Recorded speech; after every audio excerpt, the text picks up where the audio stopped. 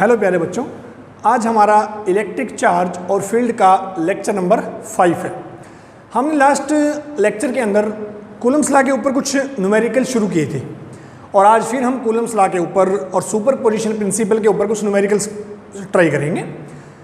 Numericals बहुत ही important point हैं हमारी फिजिक्स के अंदर। अब ऐसा ना हो कि कुछ स्टूडेंट न्यूमेरिकल का नाम सुन के लेक्चर छोड़ के ही भाग जाएं, ऐसा नहीं होना चाहिए। न्यूमेरिकल बहुत इंपॉर्टेंट है, बहुत ज़रूरी है फिजिक्स में ट्राई करने के लिए, ठीक है। तो आज हम कूलम्स लॉ के कुछ छोटे छोटे न्यूमेरिकल करेंगे, उसके बाद सुपर पोजिशन के कुछ अच्छे अच्छे न्यूमेरिकल भी ट्राई करेंगे और कोशिश करेंगे कि मैक्सिमम टाइप्स के न्यूमेरिकल्स को कवर किया जा सके। तो आज हमारा जो पहला न्यूमेरिकल है उसकी स्टेटमेंट क्या है वो देखिएगा। कहते हैं calculate the distance between two protons such that the electric repulsive force between them is equal to the weight of either। क्या प्रॉब्लम है? कहता हमारे पास दो प्रोटोन है, ठीक है। अब ऑब्वियस सी बात है, जब प्रोटोन है, प्रोटोन के ऊपर चार्ज कैसा होगा? पॉजिटिव चार्ज होगा। अब दोनों प्रोटॉन्स पे पॉजिटिव चार्ज है तो उनके बीच में जो इलेक्ट्रिक फोर्स लगेगा वो रिपल्सिव होगा। दोनों के बीच में जो रिपल्सिव फोर्स होगा, इलेक्ट्रिक फोर्स होगा, वो रिपल्सिव होगा, ठीक है। अब उस इलेक्ट्रिक फोर्स है, कहता है जो दो प्रोटॉन्स हैं उनके बीच में जो रिपल्सिव फोर्स लग रहा है, ये रिपल्सिव फोर्स किसके इक्वल है?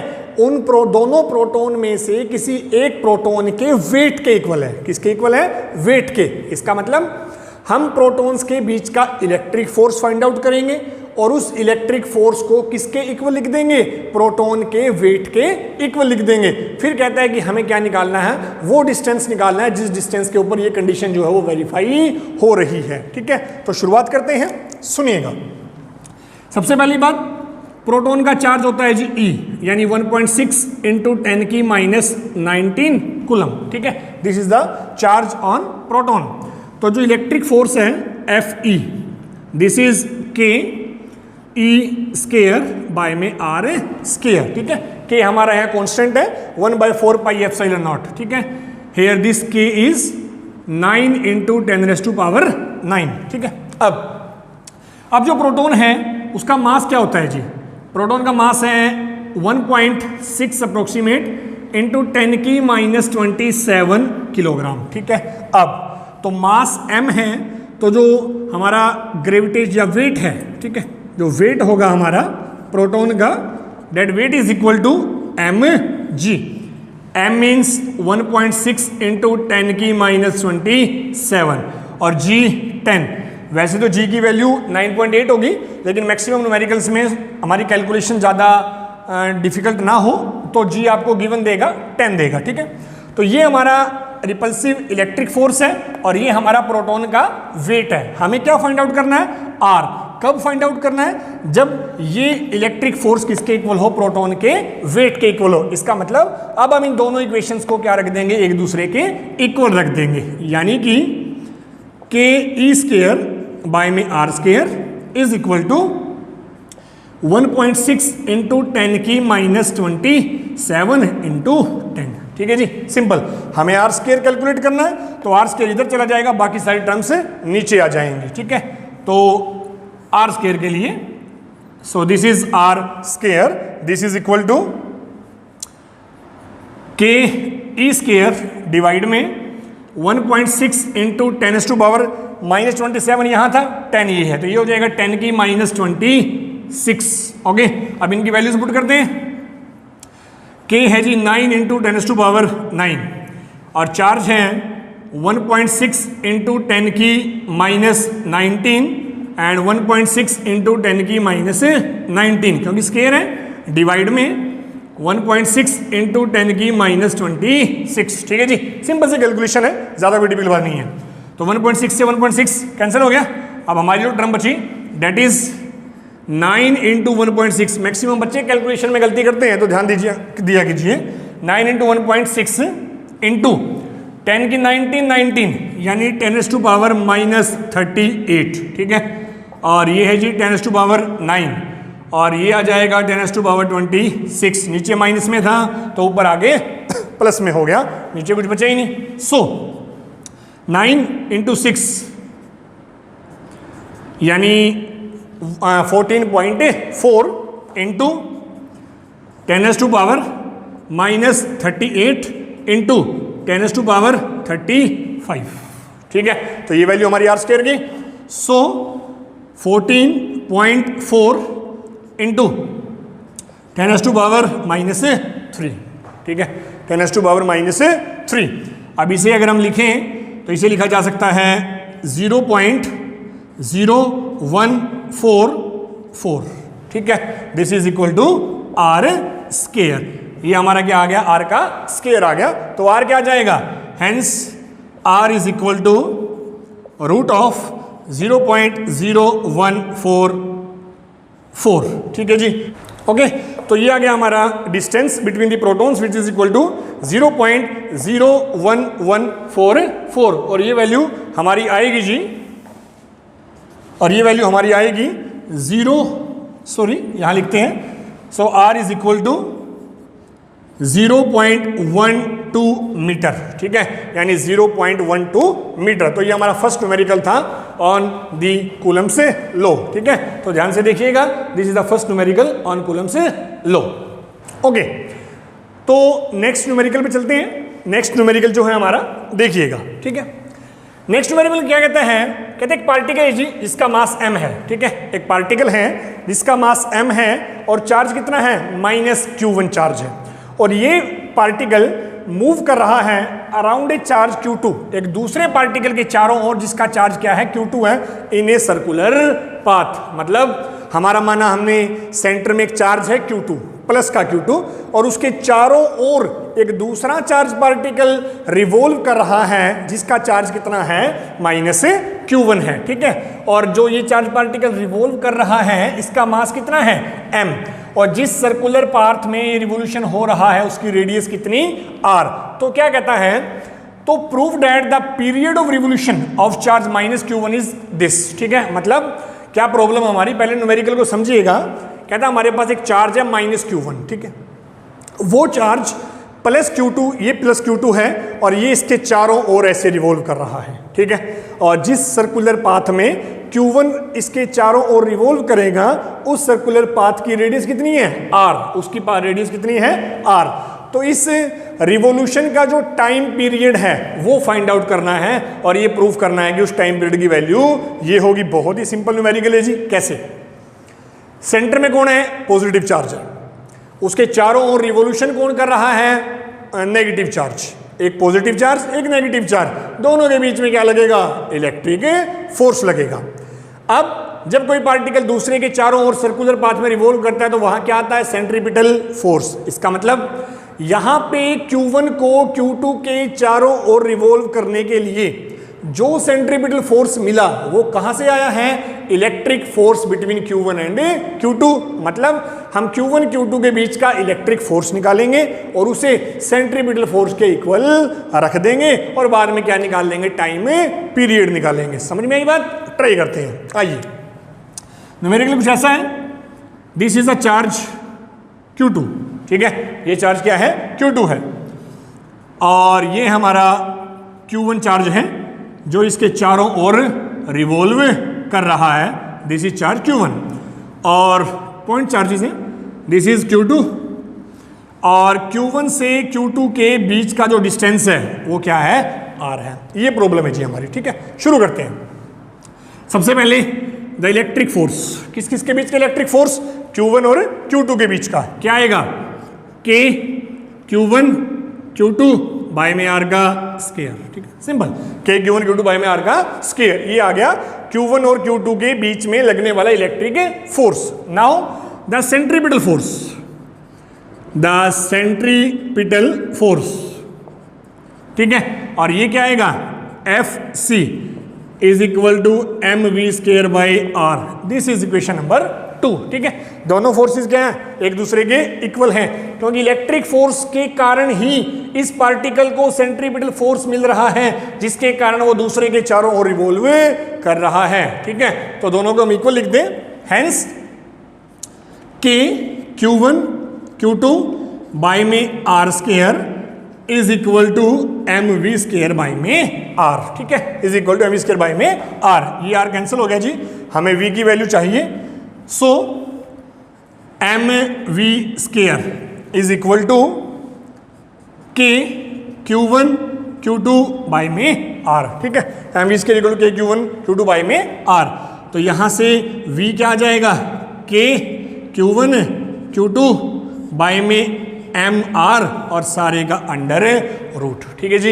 ये हमारी वेलोसिटी की वैल्यू आ गई है। ये क्या है, ये वेलोसिटी है पहले चार्ज पार्टिकल की, जिस वेलोसिटी के साथ वो दूसरे चार्ज पार्टिकल चारों रिवॉल्व कर रहा है। बात समझ में आई या नहीं, आ गई होगी, ठीक है। किया क्या हमने, दोबारा सुन लीजिए।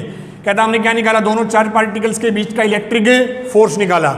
उसके बाद दोनों चार्ज, जो दूसरा चार्ज, पहला चार्ज हमारा दूसरे के चारों रिवॉल्व कर रहा है, उसका सेंट्रीपिटल फोर्स निकाला, ठीक है। दोनों फोर्सेस को क्या रख दिया, एक दूसरे के इक्वल रख दिया। उसके बाद क्या निकाल ली, रिवॉल्व करने वाले चार्ज पार्टिकल की वेलोसिटी। लेकिन हमें वेलोसिटी नहीं चाहिए, हमें क्या चाहिए, टाइम पीरियड चाहिए। तो टाइम पीरियड क्या होता है, the time period is the total distance, एक रिवोल्यूशन में जितना डिस्टेंस कवर किया, मतलब यहां से शुरू होकर दोबारा यहां ही आना, इसे क्या बोलते हैं, सरकमफ्रेंस, ठीक है। सरकमफ्रेंस यानी 2 पाई आर बाई में वेलोसिटी, ठीक है। टाइम पीरियड का बहुत ही सिंपल फार्मूला ही है, that is the total distance by में वेलोसिटी। टोटल डिस्टेंस है, सर्कुलर पाथ है, तो कितनी होगी 2 पाई आर, और वेलोसिटी कितनी v, तो 2 पाई आर बाई में v। इस v की वैल्यू यहां पे पुट कर देंगे। So the time period is 2 pi R by में v and v is K Q one Q two, ठीक है। v is K Q one Q two. ये जो टर्म्स है ऊपर ले जाते हैं इनको, यानी एम आर, ठीक है, के क्यू वन क्यू टू और एम आर, ठीक। अब k की वैल्यू पुट करते हैं जी, 1 बाई में 4 पाई एप्सिलॉन नॉट, तो 2 पाई आर, ठीक है। और ये भी ऊपर चला जाएगा 4 पाई एप्सिलॉन नॉट और एम आर डिवाइड में रूट Q1 इंटू Q2, ठीक है। अब ये जो टर्म है इसे भी अगर हम रूट के अंदर लेकर आएंगे तो इस पूरी की पूरी टर्म का क्या हो जाएगा, स्केयर। 2 अंदर जाके 4 बन जाएगा, पाई अंदर जाके पाई का स्केयर हो जाएगा, आर अंदर जाके आर का स्केयर हो जाएगा, ठीक है। तो ये सारी बातें पुट करने के बाद द टाइम पीरियड इज 2, यानी सुनिएगा 2 अंदर गया 4 इंटू 4 16, ठीक है। पाई अंदर गया पाई स्केयर अंदर गया है, पाई पहले से है, यानी पाई का क्यूब। आर अंदर गया स्केयर, आर का क्यूब, ठीक है, यानी 16 pi cube R cube into epsilon naught और एम, ठीक है, एप्सिलॉन नॉट और एम डिवाइड में Q1 Q2। कंप्लीट लिखें इसको, T is equal to this 16 pi cube epsilon naught, उसी फॉर्म में लिख देते हैं, एम आर क्यूब बाय में Q1 इंटू Q2। काफ़ी अच्छा न्यूमेरिकल था जी, थोड़ा ध्यान से समझिएगा, ठीक है। तो टाइम पीरियड क्या आ गया, 2 पाई की cube epsilon naught M R की क्यूब बाय में Q1 Q2। तो आप देख लीजिए इसको, हम तब तक अगले न्यूमेरिकल पे चलते हैं। ओके, तो नेक्स्ट न्यूमेरिकल देखते हैं। नेक्स्ट जो न्यूमेरिकल है जो वो सुपरपोजिशन प्रिंसिपल का है, ठीक है। सुपरपोजिशन प्रिंसिपल में हम मेनली 2 शेप्स करते हैं, एक ट्रायंगल और एक स्क्वायर। वैसे ज़्यादा भी हो सकती है, कोई वो नहीं है, लेकिन मेन हम ट्रायंगल और स्क्वायर्स की ही पढ़ते हैं, बाकी सभी सेम होंगे उसी तरह से। तो सबसे पहले ट्रायंगल हमारे पास क्या है, एक इक्विलेटरल ट्रायंगल है जी, ठीक है। क्या है, एक इक्विलेटरल ट्रायंगल है कुछ इस तरह से कि उस इक्विलेटरल ट्रायंगल की लेंथ कितनी है, L, ठीक है। इक्विलेटरल ट्रायंगल की लेंथ, हर साइड की लेंथ कितनी है, L है, सॉरी पूरी ट्रायंगल की लेंथ नहीं, हर साइड की लेंथ कितनी है, L है, ठीक है। अब इस इक्विलेटरल ट्रायंगल के जो 3 वर्टिसेस हैं A, B और C, तीनों के ऊपर A पर चार्ज है +Q, B पर चार्ज है +Q और C पर चार्ज है -Q। तो न्यूमेरिकल क्या कहता है, find the total charge on -Q, ठीक है। जो ये हमारा C पॉइंट के ऊपर चार्ज है ना -Q, इसके ऊपर टोटल फोर्स निकालना, सॉरी चार्ज नहीं, find the total force on charge -Q। तो क्या करेंगे, एक बार C के ऊपर फोर्स निकालेंगे A का, ठीक है, एक बार C के ऊपर फोर्स निकालेंगे B का, ठीक है। एक बार C पर फोर्स किसका, A का, एक बार C पर फोर्स किसका, B का, और दोनों फोर्सेस का क्या आ जाएगा, रिजल्टेंट आ जाएगा जी, ठीक है। तो मैंने माना force on C due to A, यानी FCA, ठीक है, force on C due to A। तो क्या आएगा जी, K Q स्क्वायर बाय में L स्क्वायर, ठीक है, F C is equal to K Q square by में एल स्क्वायर। ये तो आ गया जी फोर्स का मैग्नीट्यूड। अब इस फोर्स की डायरेक्शन देखते हैं। ये फोर्स चार्ज क्या है, पॉजिटिव है, ये चार्ज क्या है, नेगेटिव है। तो पॉजिटिव चार्ज नेगेटिव चार्ज को क्या करेगा, अट्रैक्ट करेगा। इसका मतलब the direction of F C A इस तरफ होगी, यानी किसकी तरफ, ए की तरफ। यस और नॉट, बिल्कुल ठीक है, एफ सी ए। उसके बाद force on C due to B, force on C due to B same. अभी भी के क्यू इंटू क्यू, माइनस नहीं लेना क्योंकि हम सिर्फ मैग्नीट्यूड की बात कर रहे हैं, डायरेक्शन हम अलग से बता रहे हैं। और दोबारा फिर वही बात है जी, ये चार्ज किसका, प्लस का, ये चार्ज किसका, माइनस का। तो प्लस वाला माइनस पे फोर्स कहाँ लगाएगा, इस डायरेक्शन में लगाएगा। तो this is F C B, ठीक है, F C B. F C A भी आ गया, एफ सी बी भी आ गया। अब क्या आएगा, दोनों का रिजल्टेंट। और दोनों के रिजल्टेंट को निकालने से पहले हमें दोनों के बीच का एंगल पता होना चाहिए। और हम अच्छे से जानते हैं जब ट्रायंगल इक्विलेटरल है तो ये वाला जो एंगल है वो कितना होगा, 60 डिग्री होगा। अब ये एंगल 60 होने से क्या हुआ, एफ सी ए और एफ सी बी दोनों के बीच का एंगल भी कितना बन गया, 60 बन गया। अब हम रिजल्टेंट का फॉर्मूला लगा के जो टोटल फोर्स है मैंने माना वो कितना, एफ सी, वो फाइंड आउट कर सकते हैं। अब देखेंगे एफ सी ए भी ये है जी, यानी F C A is equal to F C B.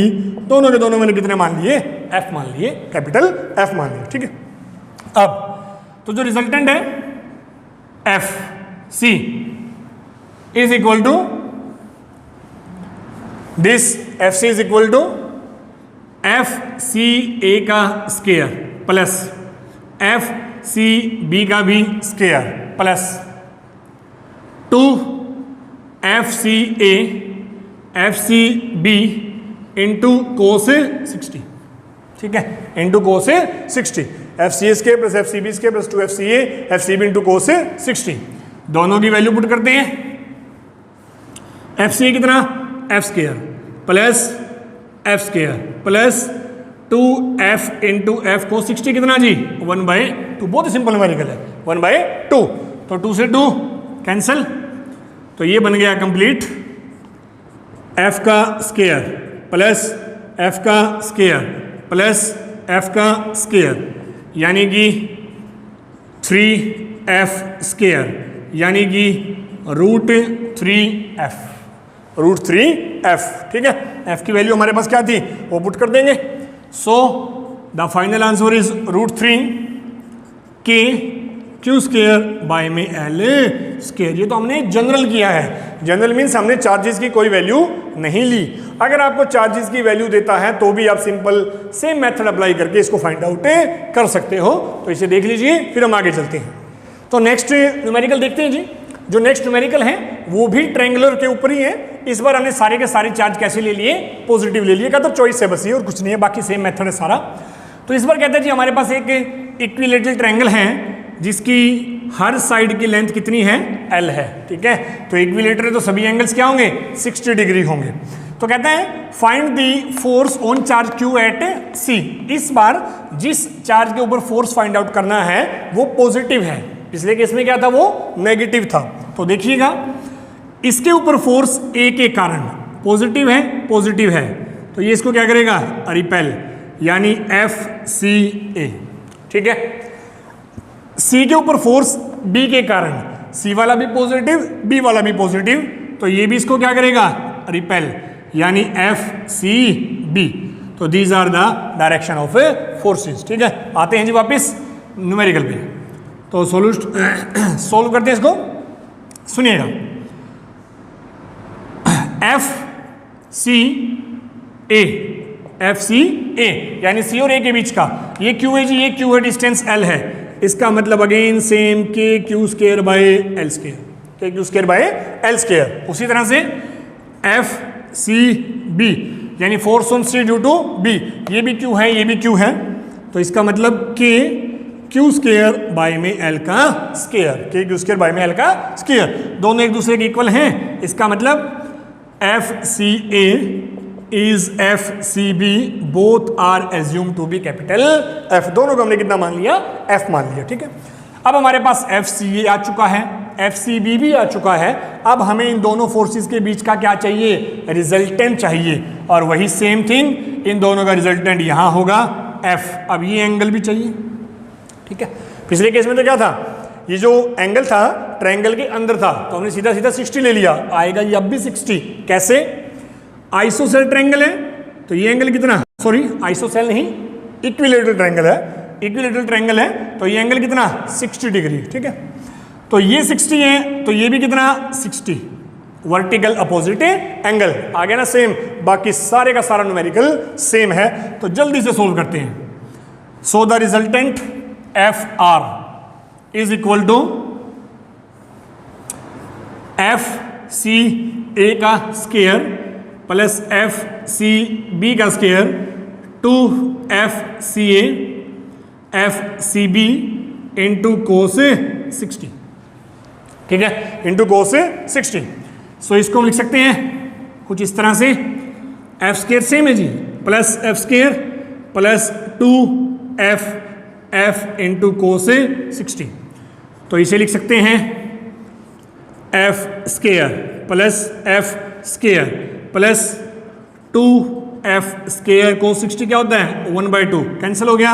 Again it comes out to be 3F square, again √3F। F की वैल्यू हमारे पास है KQ square by L square. इसका मतलब the answer is √3KQ square by L square, ठीक है जी। कोई डिफरेंस नहीं था इसमें, और आंसर भी सेम आया है, सिर्फ डिफरेंस यहां था, उसमें 2 चार्जेस प्लस थे और 1 चार्ज माइनस था। इसमें जो तीनों के तीनों चार्जेस है वो क्या लिए गए हैं, प्लस लिए गए हैं। तो आप इसे देखिए, हम आगे चलते हैं। ओके, तो नेक्स्ट जो न्यूमेरिकल है हमारा वो भी एक ट्रायंगुलर फॉर्म में ही है, सुपरपोजिशन प्रिंसिपल के ऊपर थोड़ा सा अलग है, ठीक है। क्या कहते हैं जी, हमारे पास एक इक्विलेटरल ट्रायंगल है, ठीक है, जिसको तीनों वर्टिसेस के ऊपर जो चार्जेस रखे गए हैं Q, Q एंड Q, ठीक है। फिर कहता है इन तीनों चार्जेस Q के कारण इस ट्रायंगल का जो सेंट्रोइड है, सेंट्रोइड जरूर पता होना चाहिए आपको पहले, इस ट्रायंगल का जो सेंट्रोइड है उस सेंट्रोइड के ऊपर एक चार्ज है कैपिटल Q। इस कैपिटल Q के कारण A वाले, B वाले और C वाले चार्ज के कारण जो टोटल फोर्स लगेगा वो क्या होगा, वो हमने फाइंड आउट करना है, ठीक है। मतलब हम एक बार A से यहां का फोर्स निकालेंगे, फिर B वाले का फोर्स निकालेंगे, फिर C वाले का फोर्स निकालेंगे, और फाइनली तीनों का रिजल्टेंट फाइंड आउट कर लेंगे। लेकिन यहां तो हम तब जाएंगे जब हमें इस सेंट्रोइड के बारे में पता होना चाहिए। तो सेंट्रोइड सुनिएगा क्या होता है। कहता हमारे पास एक इक्विलेटरल ट्रायंगल है, उस ट्रायंगल के जो तीनों वर्टिसेस हैं A, B और C, उस ट्रायंगल के जो तीनों वर्टिसेस हैं A, B और C, A से सामने वाली साइड का परपेंडिकुलर बाइसेक्टर, A से सामने वाली साइड के ऊपर क्या डाला गया, परपेंडिकुलर बाइसेक्टर। परपेंडिकुलर मतलब ये एंगल 90 होगा, बाइसेक्टर मतलब जितना डिस्टेंस ये है उतना ही डिस्टेंस ये होगा, ठीक है। B से भी सामने वाली के ऊपर डाला गया परपेंडिकुलर बाइसेक्टर, ठीक है। C से भी सामने वाली के ऊपर डाला गया परपेंडिकुलर बाइसेक्टर। इन तीनों वर्टिसेस से, ये जो तीनों वर्टिसेस हैं, इन तीनों से ये जो परपेंडिकुलर बाइसेक्टर्स डाले गए हैं, ये एक दूसरे को जिस पॉइंट पे इंटरसेक्ट करेंगे वो पॉइंट क्या कहलाएगा, सेंट्रोइड कहलाएगा, ठीक है। किसी भी ट्रायंगल के अंदर, इक्विलेटरल ट्रायंगल के अंदर तीनों वर्टिसेस से सामने वाली साइड्स के ऊपर जो परपेंडिकुलर बाइसेक्टर्स डाले जाएंगे, वो परपेंडिकुलर बाइसेक्टर्स जिस पॉइंट पे एक दूसरे को इंटरसेक्ट करेंगे वो क्या कहलाएगा, सेंट्रोइड कहलाएगा जी, ठीक है। तो अब हम बारी बारी से फोर्स निकालते हैं, देखिएगा। सबसे पहले force on O due to A, यानी कैपिटल Q के ऊपर फोर्स इस चार्ज के कारण।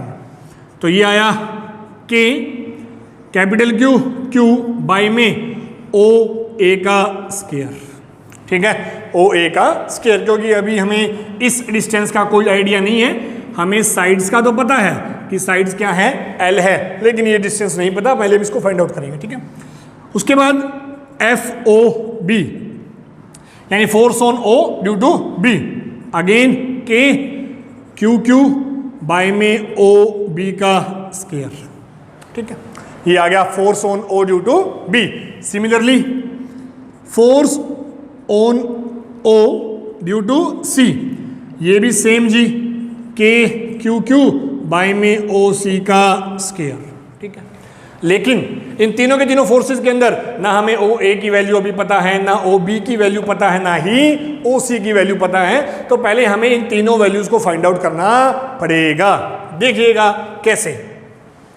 ये पॉइंट ओ था, ये ए था, ये मैंने मान लिया पी, ठीक है। मैं ओ ए निकालने जा रहा हूं। कैसे?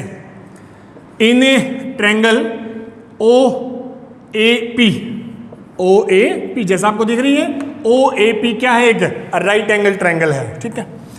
इस राइट एंगल ट्रायंगल में ओ ए पी, ये एंगल कितना होगा? 30। ये एंगल कितना होगा?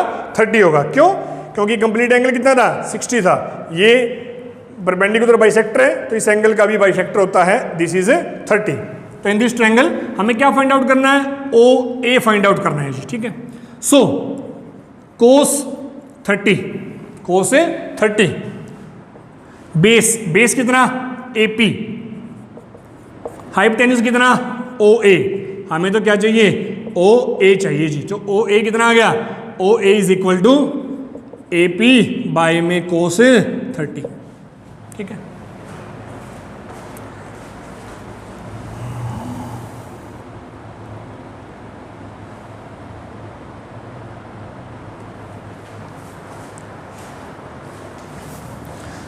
तो OA आ गया AP बाय में कोस 30। तो हमें तो OA की वैल्यू फाइंड आउट करनी है।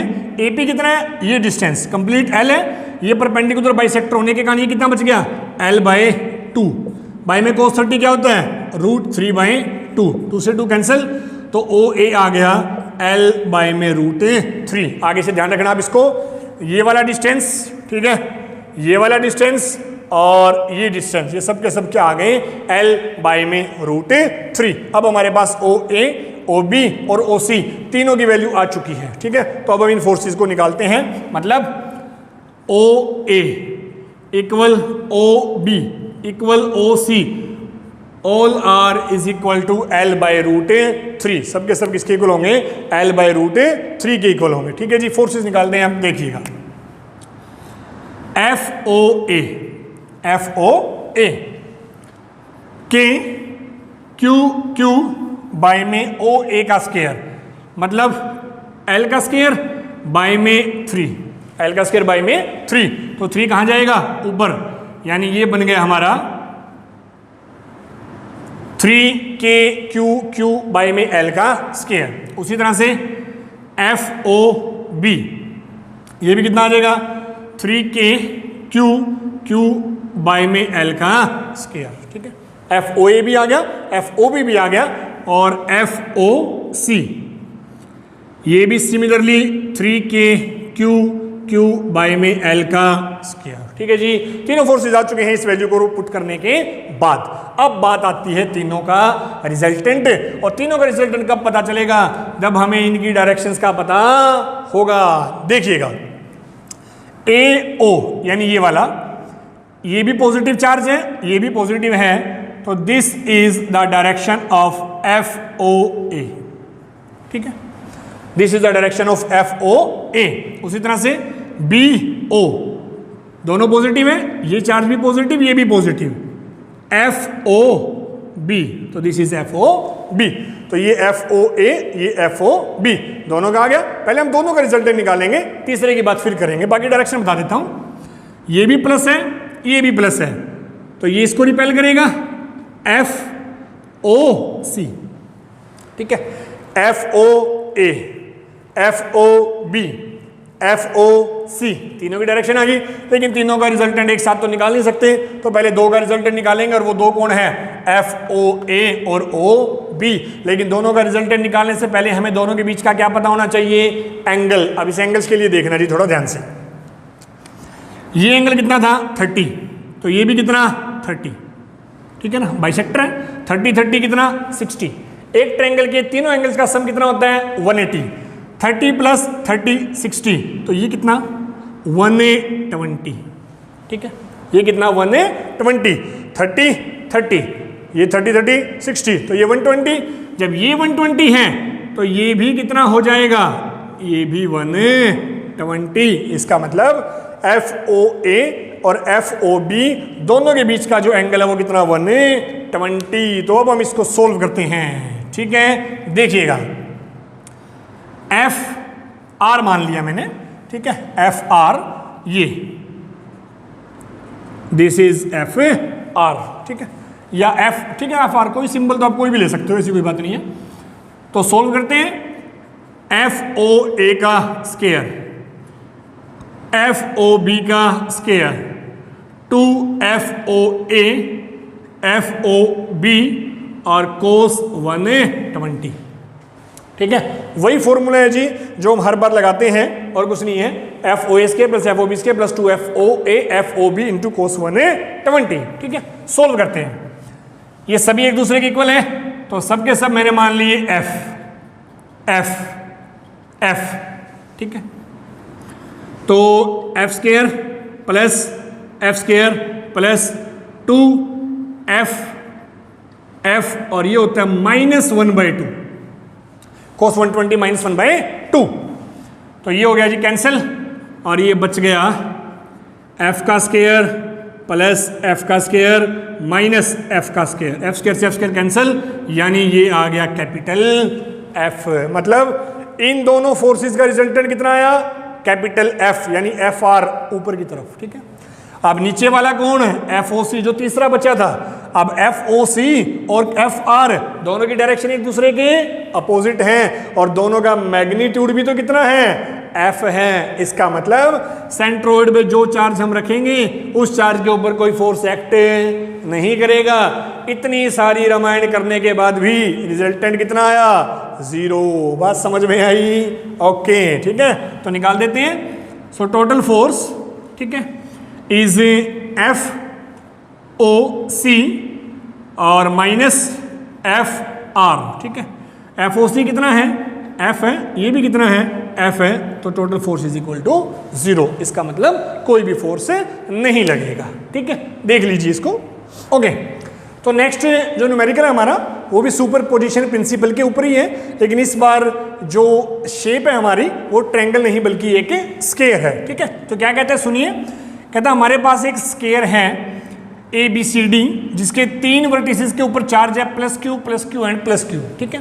और चौथे पे चार्ज कितना है, -Q है। तो ये क्या कहता है, find the force on -Q, यानी इस चार्ज के ऊपर बाकी तीनों के कारण क्या निकालें, फोर्स निकालें। तो वही सेम सिस्टम जो हम अभी तक अप्लाई करते आए हैं। हाँ, एक बात और, सभी की साइड्स कितनी हैं, L है, ठीक है।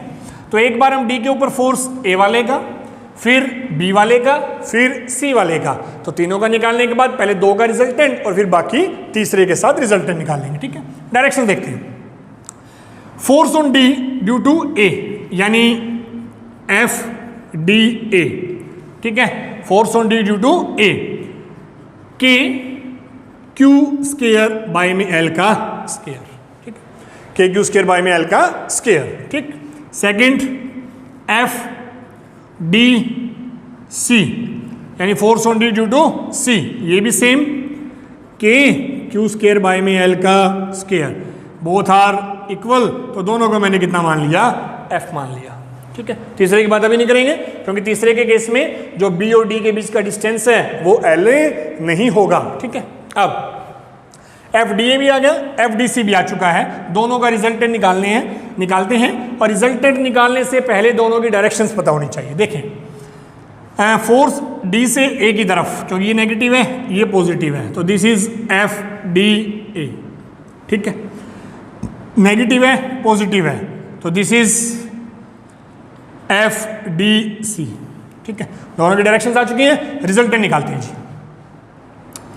सो F net that is root FDA का स्क्वायर प्लस FDC का square plus 2FDA FDC into, इस बार दोनों के बीच का एंगल 90 है, कोस 90, और कोस 90 0 होता है, तो ये टर्म तो अपने आप ही खत्म हो गई, यानी 0 हो गई। So F net is equal to square plus F square, यानी रूट 2f, ठीक है, रूट 2f। इसका मतलब इस फोर्स का और इस फोर्स का जो रिजल्टेंट आया वो कितना आ गया, रूट 2f आ गया। अब इस रूट 2f की डायरेक्शंस क्या होंगी, इसकी डायरेक्शन होगी जी इनके बीच में, यानी ये वाली, ठीक है, इसकी डायरेक्शन होगी ये, यानी this is the direction of F net, ठीक है। अब रहेगा तीसरा फोर्स, यानी F force on D due to B, force on D due to B. अब देखिएगा, फोर्स लगाने वाला पॉजिटिव, जिसके ऊपर लगेगा नेगेटिव, तो लगाने वाला इसको अपनी तरफ खींचेगा, बिल्कुल खींचेगा जी, दिस एफ डी बी, ठीक है, एफ डी बी, और एफ डी बी और एफ नेट की डायरेक्शन क्या आ गई, सेम आ गई, दोनों की डायरेक्शन सेम। इसका मतलब जब टोटल निकालेंगे तो दोनों को सिंपली क्या कर देंगे, ऐड कर देंगे। लेकिन वहां पर जाने से पहले हमें क्या चाहिए, एफ डी बी चाहिए जी। तो एफ डी बी सुनिएगा, क्यू क्यू चार्ज तो अभी भी सेम है magnitude, Q Q square by में डिस्टेंस, डिस्टेंस कितना है, डी बी का स्केयर, डी बी का स्केयर। तो पहले हमें इस डी बी की वैल्यू निकालनी है, बहुत ही सिंपल है। ये ट्रायंगल दिखाई दे रही है, ठीक है, this is right angle triangle. Pythagoras theorem से एल ही इसका बेस है, एल ही इसका परपेंडिकुलर है, तो हाइपोटेन्यूज निकालना कोई बड़ी बात नहीं है। L square plus L square यानी रूट 2 एल स्केयर यानी रूट 2 एल, ठीक है। तो F D B is equal to K Q square. बात समझ में नहीं आई, दोबारा सुनिए, ये एल है, मैं आपको बता देता हूं, देखो, this is D B square, D B square, this is hypotenuse का square, L square plus L square यानी कितना, 2l स्केयर, ठीक है। तो डी बी स्केयर कितना आ गया, 2l स्केयर आ गया। तो यहां पुट करें इसको 2l स्केयर, ठीक है। तो F D B is equal to K Q square by में 2l स्केयर, ठीक है। Next, so F D B भी आ चुका हमारे पास और एफ नेट पहले है, तो टोटल फोर्स दोनों का resultant F net plus F D B and this is equal to, this is root 2f, ये वैल्यू भी तो उसकी इक्वल है ना, ये वाली जो वैल्यू है ये वाली के Q square by L square, ये कौन है, एफ है, यानी ये है एफ बाई में 2, तो रूट 2f प्लस में एफ बाई 2 यानी कि एफ इज कॉमन, तो root 2 plus 1 by 2, this is the total force, resultant force हो जाएगा जी। तो इसको देख लीजिए, ओके। तो जो नेक्स्ट न्यूमेरिकल है हमारा वो भी स्केयर पे है, इसमें हमें क्या फाइंड आउट करना है, find the force, find the force on Q, ठीक है। कैसे, क्या प्रॉब्लम है सुनिएगा। कहते हैं जी हमारे पास इस बार भी एक स्केयर है जिसकी इस साइड की लेंथ क्या है, एल है, ठीक है।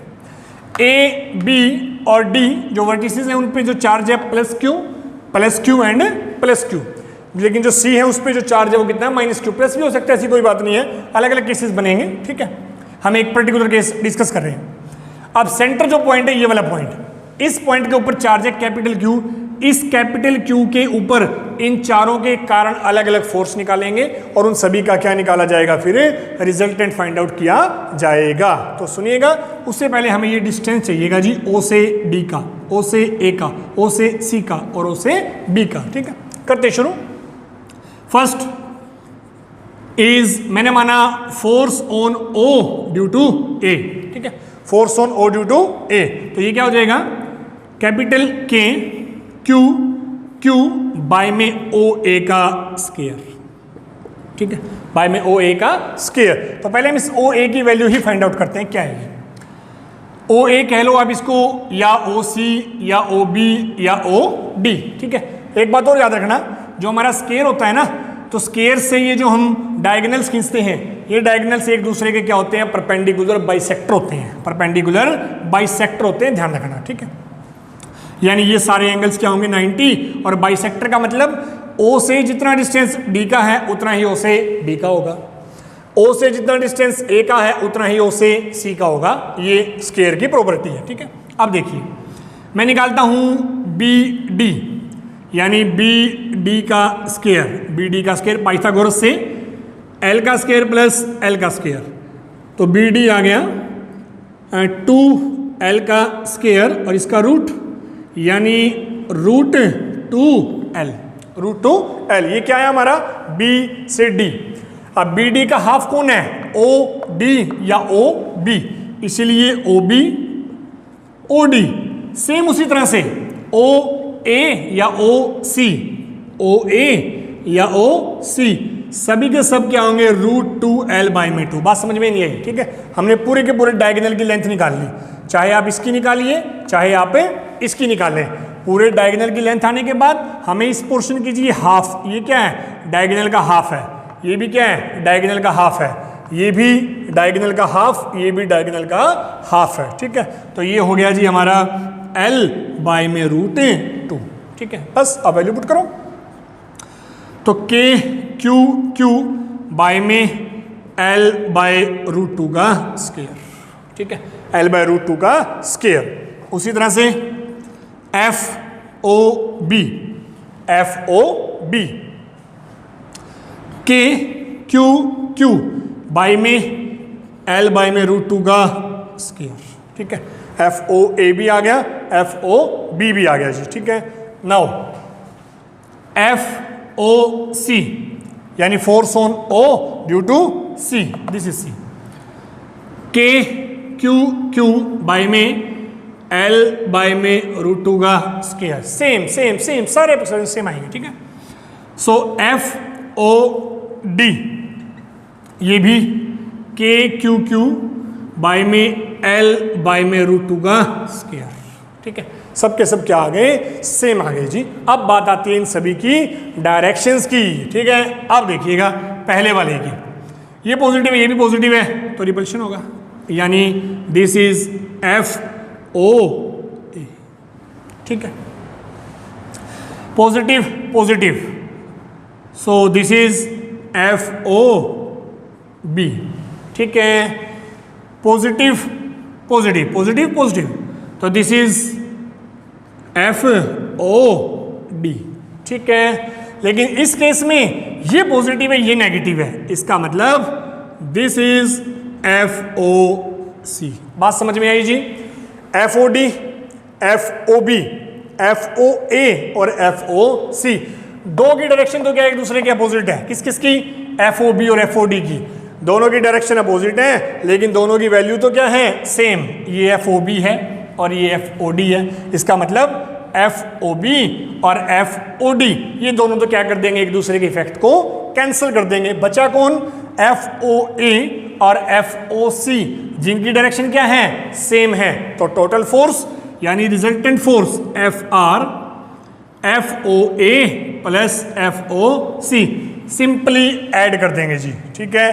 तो FOA KQQ या सिंपल है बिल्कुल, F ही है, दोनों को हमने F मान लिया, प्लस F यानी कि 2F, ठीक है।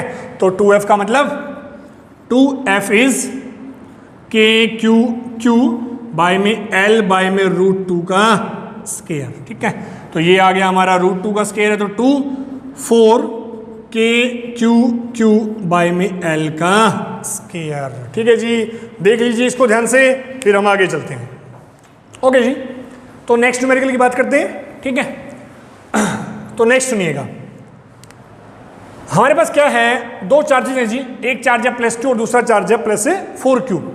दोनों चार्जेस को r डिस्टेंस पे रखा गया है। सुनिएगा न्यूमेरिकल क्या है, हमारे पास दो चार्ज हैं, फर्स्ट चार्ज सेकंड चार्ज, ठीक है।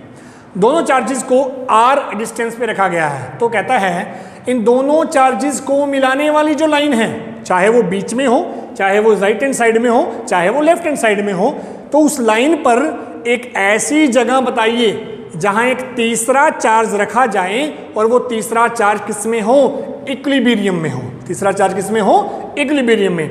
कोई चार्ज इक्विलिब्रियम में कब होगा, जब उसके ऊपर लगने वाला नेट फोर्स किसके इक्वल होगा, 0 के इक्वल। किसके इक्वल होगा, 0 के इक्वल, ठीक है। तो देखिए ये मैंने माना फर्स्ट चार्ज और ये हमारा second, this is charge Q and this is charge 4Q, ठीक है। तो कहता है एक ऐसा पॉइंट बताएं जहां किसी तीसरे चार्ज को रखा जाए और उस तीसरे चार्ज के ऊपर लगने वाला फोर्स क्या हो, 0 हो, यानी वो इक्विलिब्रियम में हो।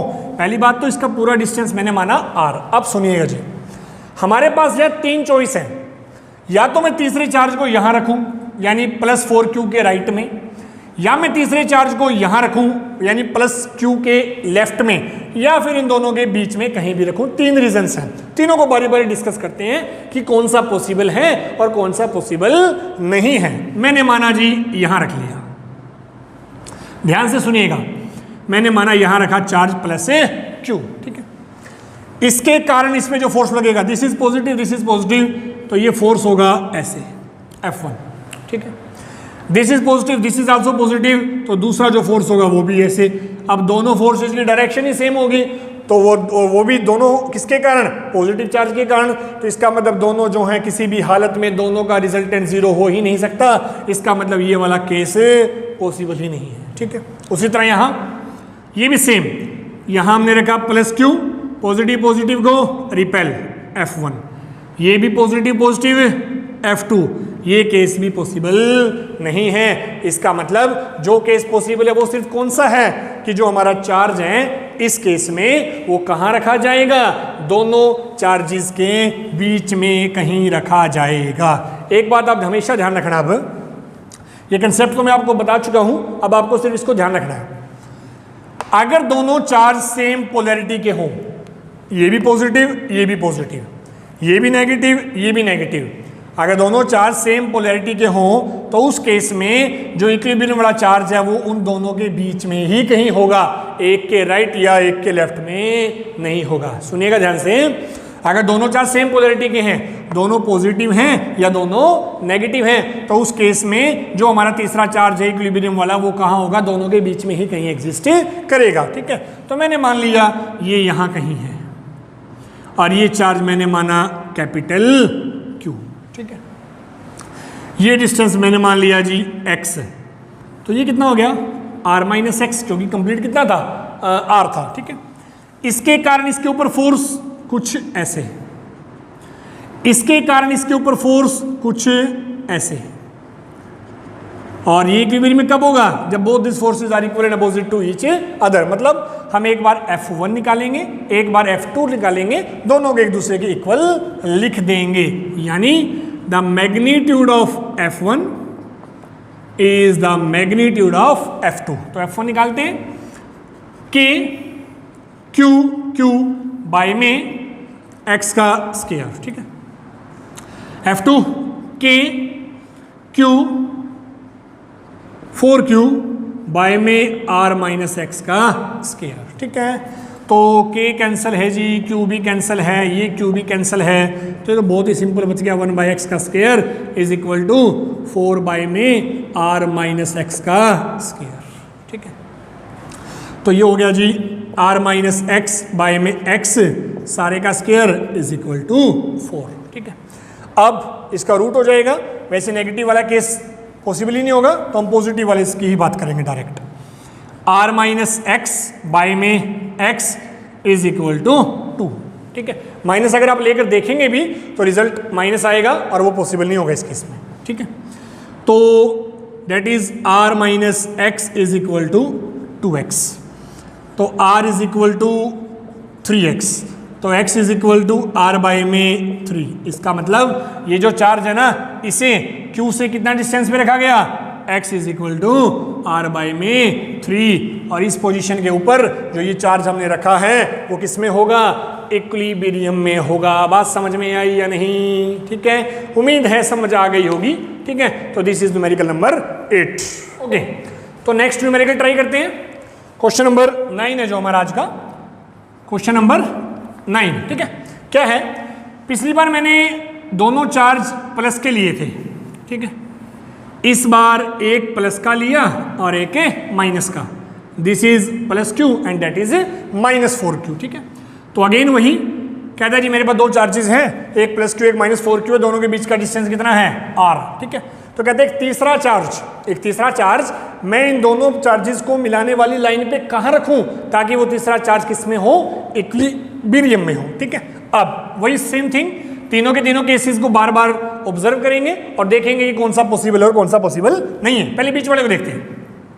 मैंने माना यहां है वो चार्ज बीच में कहीं, प्लस क्यू यहां है, माइनस वाला इस प्लस के ऊपर फोर्स इस तरफ लगाएगा, ठीक है, ये प्लस वाला भी इसके ऊपर फोर्स इस तरफ लगाएगा। मतलब अगर तीसरा चार्ज दोनों के बीच में कहीं रखें तो उस तीसरे चार्ज के ऊपर इन दोनों के कारण जो फोर्स लगेगा उसकी डायरेक्शन क्या होगी, सेम। इसका मतलब नेट फोर्स जीरो हो ही नहीं सकता, तो ये वाली चॉइस कैंसिल है जी, ठीक है। इधर आते हैं, मैंने माना यहां रख दिया कैपिटल क्यू, ठीक है, प्लस वाला यानी इसका जो फोर्स होगा इस तरफ होगा, ठीक है, माइनस प्लस यानी इसका जो फोर्स होगा वो इस तरफ होगा। अब दोनों फोर्सेज की डायरेक्शन क्या है, अपोजिट है। दोनों फोर्सेज की डायरेक्शन क्या है, अपोजिट है। यानी यहां नेट फोर्स जीरो हो सकता है, नेट फोर्स यहां जीरो हो सकता है, लेकिन नहीं हो सकता। सोचिए कैसे। ये जो पॉइंट है ना, इसका इससे डिस्टेंस मैंने माना R1 है, ठीक है, और इससे डिस्टेंस मैंने माना R2 है, ठीक है। साफ साफ दिखाई दे रहा है R2 क्या है, R1 से ज्यादा है, पहला पॉइंट। और ये जो चार्ज Q है और ये चार्ज 4Q है, यानी चार्ज पहले केस में यानी फर्स्ट के लिए जो चार्ज है वो लेस देन है 4Q से, दूसरे चार्ज से, और फर्स्ट के लिए जो डिस्टेंस R2 है वो क्या है, R1 से ज्यादा है। इसका मीनिंग क्या है, ध्यान से समझना, ठीक है। जो पहला चार्ज है उसका मैग्नीट्यूड दूसरे से कम है और जो डिस्टेंस है वो दूसरे से ज्यादा है। अब मुझे दोनों फोर्स क्या चाहिए, बराबर चाहिए। दोनों फोर्स क्या चाहिए, बराबर, क्योंकि दोनों की डायरेक्शन अपोजिट है। तो दोनों एक दूसरे को कैंसिल कब करेंगे, जब दोनों क्या होंगे, बराबर। अब दोनों बराबर कैसे होंगे, क्या इस सिचुएशन से दोनों बराबर हो सकते हैं, बिल्कुल भी नहीं। कैसे, 4Q चार्ज ज्यादा है और जो फोर्स है वो डायरेक्टली चार्ज के प्रोपोर्शनल होता है। मतलब ये वाला चार्ज ज्यादा है तो जो F2 है वो ज्यादा होगा। F2 क्या होगा, ज्यादा होगा। R2 क्या है, पहले वाले का डिस्टेंस है, ठीक है, ये क्या है, ज्यादा। फोर्स डिस्टेंस के क्या होता है, इनवर्सली। इसका मतलब जो पहले वाले का फोर्स है वो क्या होगा, कम होगा। क्या होगा, कम। यानी ये वाली चॉइस भी क्या बता रही है, दूसरे का फोर्स ज्यादा है। ये चॉइस भी क्या बता रही है, दूसरे का फोर्स ज्यादा है। इसका मतलब अगर मैं यहां तीसरे चार्ज को रखूंगा ना तो हर केस में F2 क्या होगा, F1 से ज्यादा होगा, ठीक है। आप सिंपल ध्यान रखना सिर्फ इस बात को, जो बच्चे नहीं समझ पा रहे।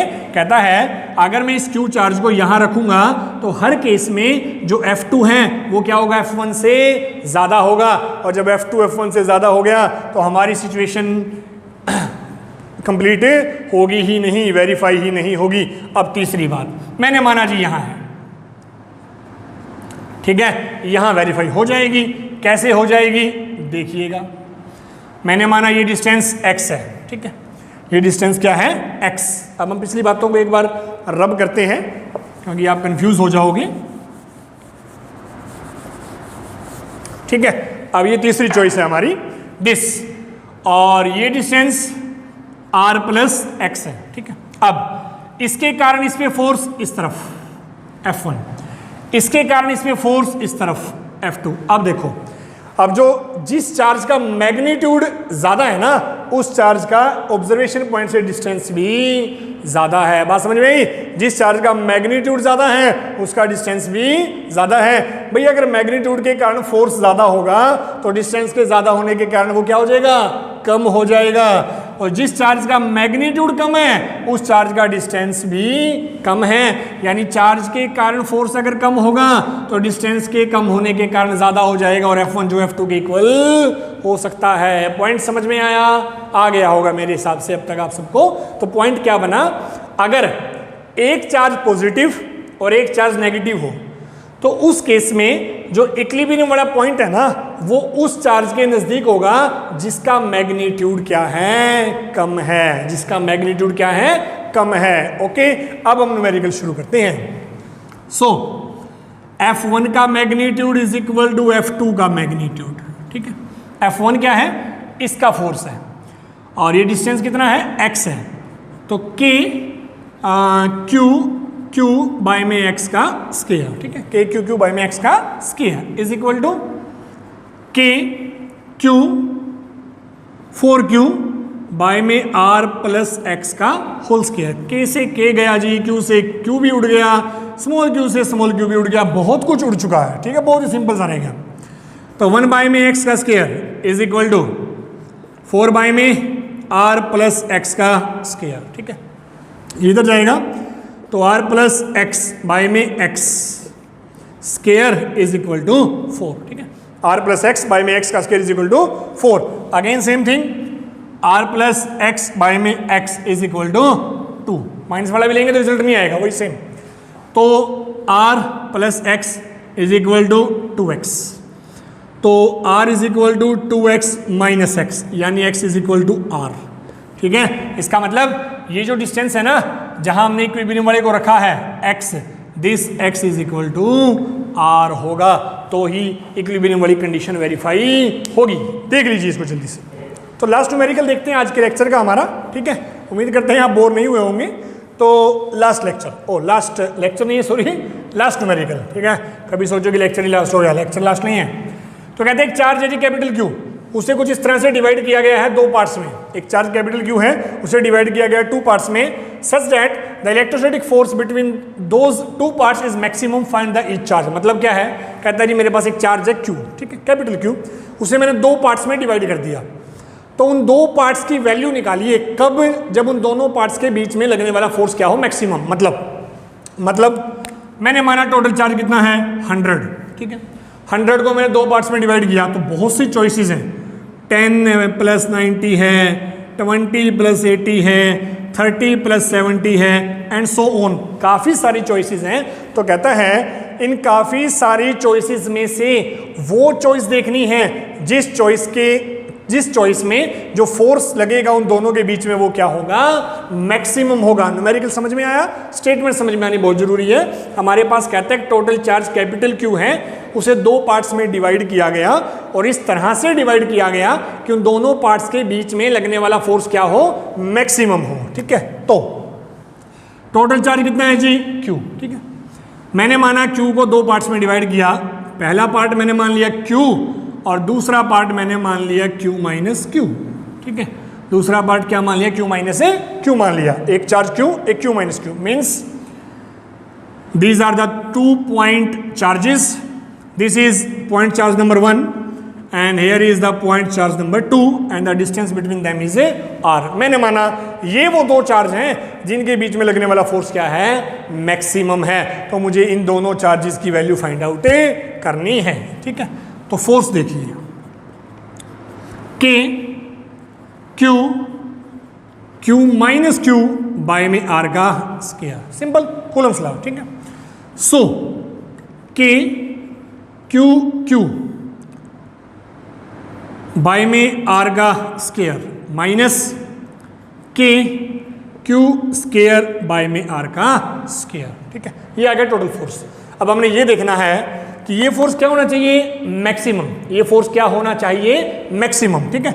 अब ये फोर्स मैक्सिमम कब होगा, जब इस फोर्स का differentiation with respect to Q किसके इक्वल हो, 0 के। कोई भी क्वांटिटी का मैक्सिमा है तो उस क्वांटिटी का डिफरेंशिएशन क्या होगा, 0 होगा, ठीक है। तो एफ मैक्स कब होगा, व्हेन डी एफ बाय में D Q is equal to 0। Q के रिस्पेक्ट में क्यों लिया, क्योंकि कैपिटल क्यू खुद ही एक कांस्टेंट है, आर भी हमने एक पर्टिकुलर डिस्टेंस है, लेकिन हमें तो उस चार्ज की वैल्यू फाइंड आउट करनी है ना, जिस चार्ज पे फोर्स मैक्सिमम होगा, तो the differentiation of force with respect to Q, ठीक है। तो करते हैं डिफरेंशिएशन, डी बाय में D Q and here is K by में आर स्क्वायर, तो जी दोनों में ही है, ठीक है। और first term is Q minus Q square, ठीक है, ये बात बनी हमारी। अब इसका डिफरेंशिएशन करते हैं, देखिएगा लास्ट स्टेप है जी बस।